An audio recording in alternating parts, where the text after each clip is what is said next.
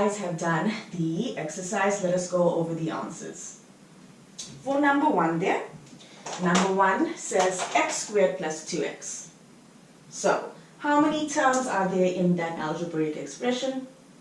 Very good. There are only 2 terms. And I know there are 2 terms there because I have that one plus sign. And that plus sign, it's going to cut that expression into 2 separate terms. So the answer to number 1, that is a binomial. If you look at number 2, how many terms do I have there? Do we have 1 term or do I have 2 terms? I have only 1 term. Just because there is a minus here does not mean there's a whole separate term. Remember that if I look at this big algebraic expression here, I had 1, 2, 3 terms there. There are 3 separate terms. But if I had to block this out, kids, if I had to take that out, and if I had minus 2, that would be a monomial. There's only 1 term there. In the same way, minus p squared is going to be a 1-termed monomial. Good. Let us look at number 3. Number 3 here, there's 1 plus sign and there's 1 minus sign. Aha. Therefore, this is a 1, 2, 3. That is a trinomial.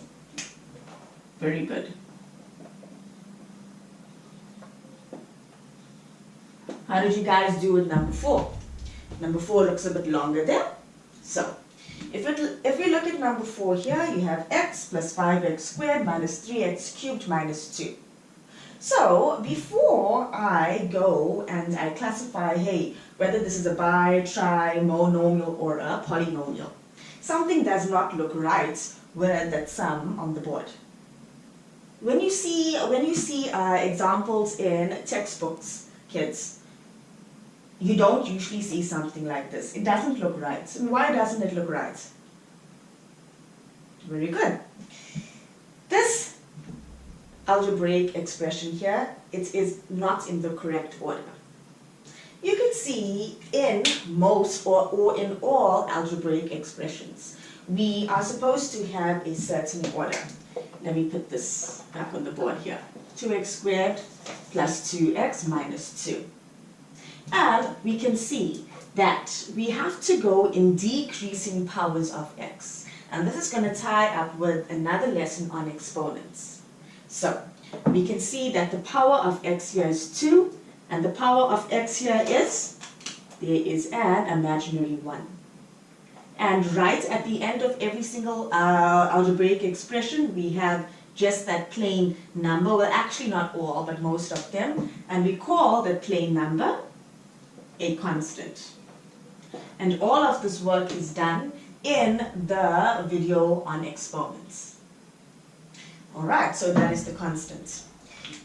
So basically we have to rearrange this algebraic expression into decreasing powers of x.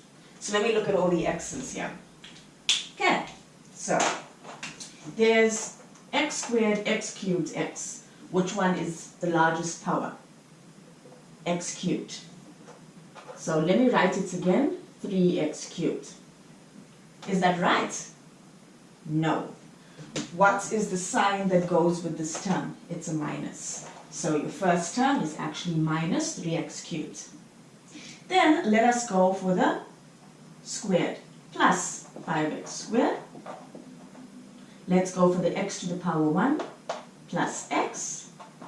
And you must put your constants, that is that lonely number that doesn't have any coefficients. You must put that at the end.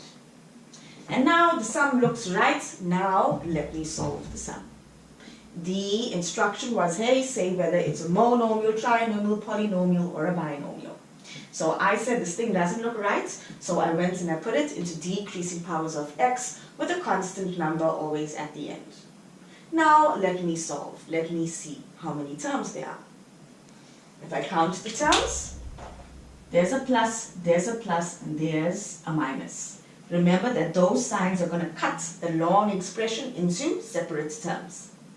So, here I have 1, 2, 3, 4 terms. Any algebraic expression with more than 3 terms is called a polynomial.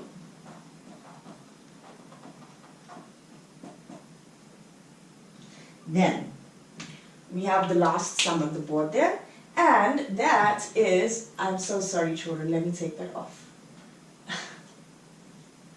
And that is a very, very long algebraic expression there. So, if I look at this algebraic expression here, I can see that, hey, that everything is still mixed up. I need to rearrange all of those things into decreasing powers of x, just like I did there. So let me first do that. So, let me first rearrange my terms. Which is the biggest power of x here, kids? The biggest power of x here is x squared. So let me put all of my x squareds together. So, I got my 4x squared, I'm going to take it off. Then, oh, I have an x squared plus x squared. Take it off. Then let me go x to the power 1. Start again, plus 2x. Take it off. Any other x to the power 1s here? Ah, there's another one there. Plus 6x. Let me look at my constant terms. Start again. Ah, minus 3. Carry on. Ah, minus 2. And you guys can see that I am busy ticking off terms because, kids, as you know, when you come across these long terms, it is very, very easy to leave out one of them. So the best thing to do is take your pen or take your pencil, and as you write down or as you add each term, you can tick them off so that you will never ever miss any of the terms. So, if I look at the sum now, how many terms are there? Currently there are 1, 2, 3, 4, 5, 6 terms. But aha, I can actually decrease the amount of terms there. What can I do? What can I do? Because the sum is not over yet. I can't classify it as a monomial, binomial, trinomial, polynomial. What can I do there, kids? Very good. I can now add and subtract my like terms. When you put things into the decreasing powers of x or y or z or any coefficient that they give you, when you put a sum into the correct order, it is much easier to see which terms are like and which terms therefore you can add and which you can subtract. So I'll put it into order, and now I can say, hey, look, there are like terms there, let me add them, let me subtract them. So let's go. 4x squared plus x squared is equal to 5x squared. 2x plus 6x, 8x. Minus 3 minus 2, minus 5.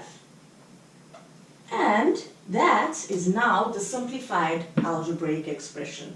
And from this point, kids, now we can say, hey, is it a mode, tri, bi, or a polynomial? And I can see 1, 2, 3 terms. My answer is, this is a trinomial.